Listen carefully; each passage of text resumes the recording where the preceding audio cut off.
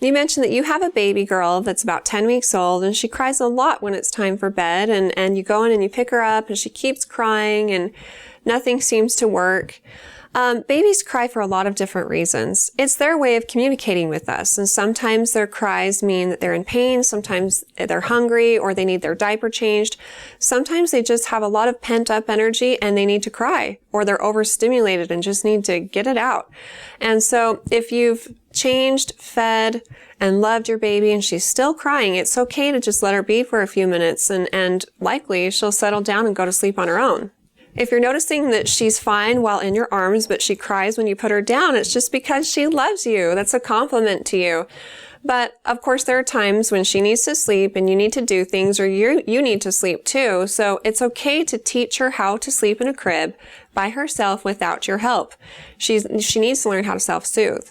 Now, she is 10 weeks, a little too young for sleep training, but it is okay to just let her be for a few minutes, especially if you're getting a few things done and you put her down on the ground in a safe place where you can supervise her while you're getting a few things done. She's in your eyes view. If she's crying and doesn't like that you're not holding her, that's okay. Give it a few minutes before you respond to her. And as you do this a few times throughout the day, she'll start to learn that, for one, you come back and get her. And as she gets a little bit older and separation anxiety becomes a real thing for her, it will help her develop trust when she realizes that when you leave, you come back.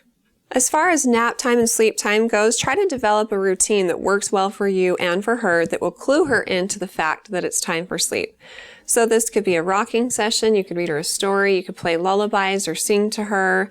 Whatever it is, do this routine for 5 to 15 minutes before putting her down. Put her in her crib after changing, loving, feeding her.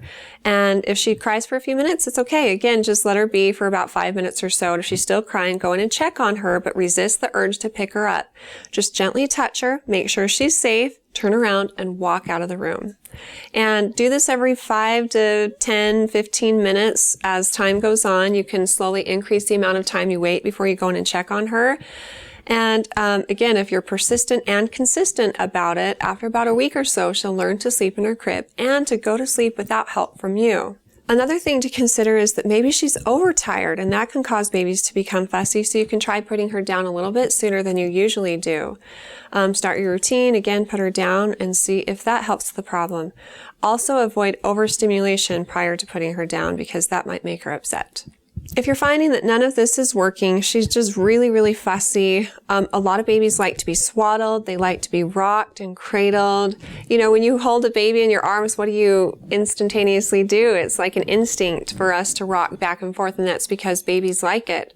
They also like noises. So you hear about women turning on vacuum cleaners to get their babies to stop crying. That can help. The sound of a dryer, even just like noisemakers. There's a lot of apps out there too that you can turn on, and I know I used one of those with my baby and he'd quiet right down. They like white noise, you know, like nature sounds. You can try that and see if it helps. Of course, a lot of babies like sucking too, so if he takes a pacifier, you can try that.